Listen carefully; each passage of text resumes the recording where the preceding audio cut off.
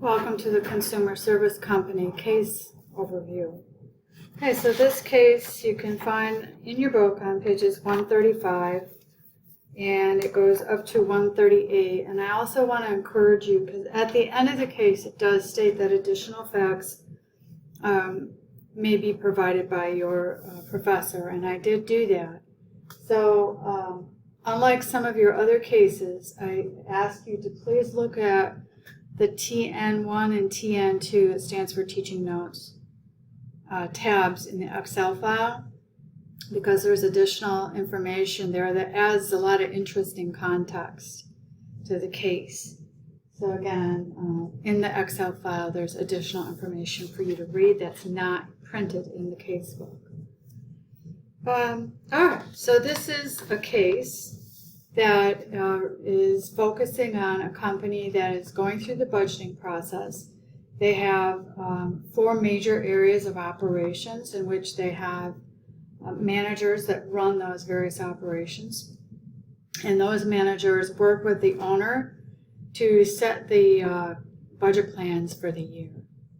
And in this case, the company, they've been in business for a very long time. They initially experienced extreme growth, rapid growth in this business. It's a customer service type business, house cleaning, landscaping, outside maintenance, and vehicle maintenance services. And they grew very quickly and they experienced a lot of success. And now things are getting a little bit more competitive. In fact, there might be a new competitor in one of their areas that may cause them to experience either some price distress or service switching if they can't compete. So they're going to have to really step up their game. So in the past, before they had some of these competitive pressures, their budgeting process was fairly relaxed. And in many cases, in the situation that you're looking at, the manager of that operation, Ms. Forthright, is under budgeting her sales. And one of the reasons why she is probably doing that, and I want you to think about this, is due to the incentive compensation system. So I'll leave it at that, and you can explore that a little bit. She's been allowed to get away with that for quite a period of time. So then I also ask you to assess whether or not you think that's ethical for her to put forward a budget that she knows is under forecasting sales. And I ask you to consider the consequences of doing that. So if you were to do that in reality, what would be some of the fallout that might happen to your division, some unintended consequences of under budgeting sales? And remember, I'll just give you this little hint, that all of the other aspects of the budget are connected to sales. So if you get sales wrong, everything's going to be off.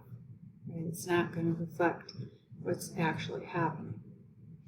So that's part of it. And then there's also, if you look at the teaching notes, some information about the company. There was a tender offer, or rumors of a tender offer, that had been made on this company. And essentially what that means is somebody's looking to try to buy out their stock and take them over, right, to buy the company. So that means either they think they're underpriced or they're a good value, and maybe they could be improved so that somebody could capture on maybe a weak management process that's kind of putting downward pressure on the stock. So somebody believes they can come in and do a better job and maybe make more money with this. Or perhaps even spin off some of the 4 main areas into smaller businesses and then focusing attention on those areas of that business. So anyways, there's some rumors there. I want you to look at the teaching notes on that and think about what that means. So there was a chance that he would be able to sell his ownership position in the company through that tender offer, but he's torn because he has 2 college-age children that he thinks maybe want to get involved in the business. So there's that too to consider. So I asked you lots of things in this case, but let's first look at some of these. There's lots of things to chew on. You're going to find this case doesn't have as much number crunching. It's more of a thinking case and an analysis case of the information that you have. So that first learning objective is to define and explain terminology related to budget development and ethical issues in budgeting.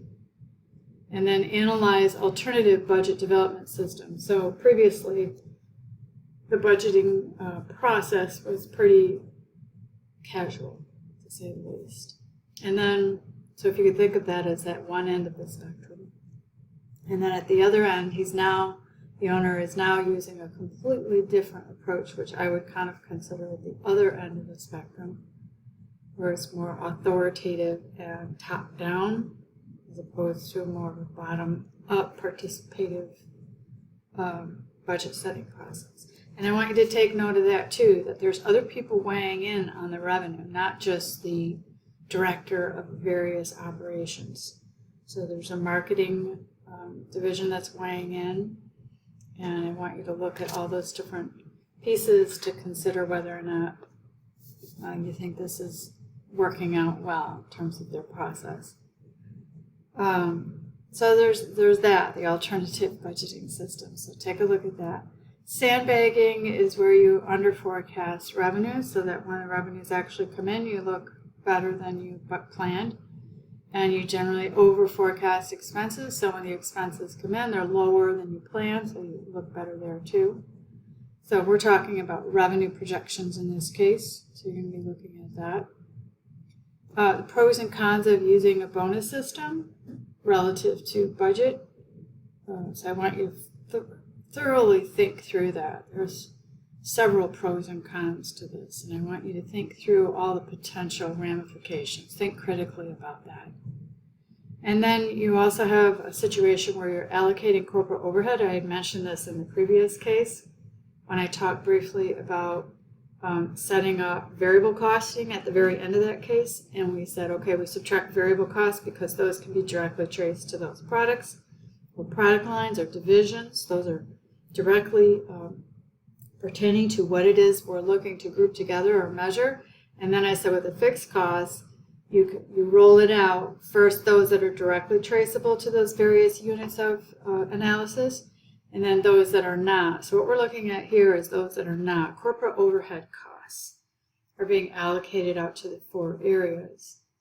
And the process that they're using is not tied to their actual results. It's just based on sales. So of course, if you under budget sales, you're going to be allocated a smaller portion of the corporate overhead. So here they are allocating overhead based on size again. All right, so take a look at that. And then I want you to make some recommendations to improve the system, the compensation system, and mitigate any adverse behaviors. So there is a lot going on here. As I said, they offer services, consumer services. As I said, each fall they develop a profit plan, a budget, and they have to develop sales and profits before taxes. They've met with the CEO in a retreat setting, so fairly casual. Discussions were collegial in nature. And then the overall sales and profit plans were built on consensus. And division directors' annual compensation was based on a formula base pay plus a bonus for meeting their budget. The current year, the CEO has changed the profit planning process. In lieu of a retreat, he's holding individual meetings. So it kind of isolates them and negotiates with each one of them, and it's a fairly unpleasant process, very top-down. He's getting nervous about the competitive pressures, and the environment that he's operating in has changed, and so he's adjusting his budgeting process. There's some indication that the company is perceived as being somewhat soft in their management approach, so he's trying to turn that around, turn that perception around. And perhaps, based on what your team decides, you may want to reconsider that or make some suggestions here. So at the heart of this is what we would refer to as a budget negotiation role-playing exercise, in which each player has information not available to other players. I want you to look at those ethical issues and incentive systems and make some observations there. So you will find 8 tabs in the Excel file. Tab 1, you're comparing the old system to the new. Tab 2, what do you think Ms. Forthright is sandbagging? Tab 3, talk to me about the consequences of sandbagging. Reflect on the pros and cons of using the incentive compensation system they have. Reflect on whether you think sandbagging is ethical. Reflect on that overhead allocation system I was telling you about for corporate overhead.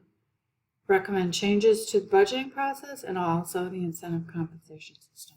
So there's quite a bit to chew on, but again, not a whole lot of number crunching this time. So good luck with that. I look forward to working with you on this case.